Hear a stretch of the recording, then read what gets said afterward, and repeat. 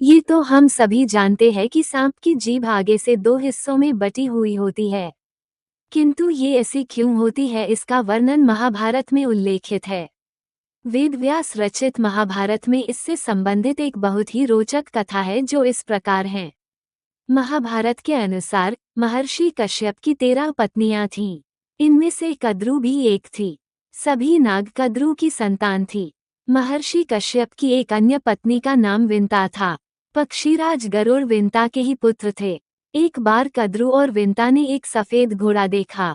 उसे देखकर कद्रु ने कहा कि इस घोड़े की पूंछ काली है और विंता ने कहा कि घोड़े की पूंछ सफेद है। इस बात पर दोनों में शर्त लगी।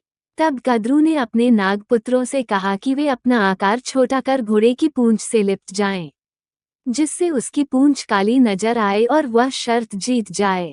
कुछ सर्पों ने ऐसा करने से मना कर दिया।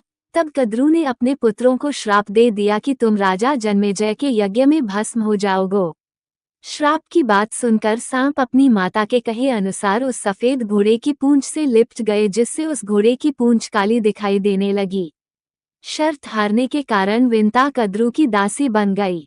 जब गरुड़ को पता चला कि उनकी मां दासी बन गई है तो उन्होंने कद्रु और उनके सर्प पुत्रों से पूछा कि तुम्हें मैं ऐसी कौन सी वस्तु लाकर दूं जिससे कि मेरी माता तुम्हारे दासत्व से मुक्त हो जाए।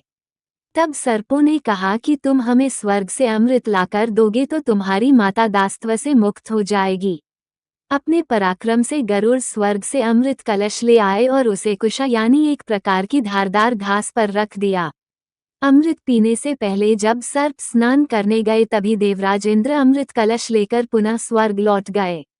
ये देखकर सांपों ने उस घास को चाटना शुरू कर दिया जिस पर अमृत कलश रखा था।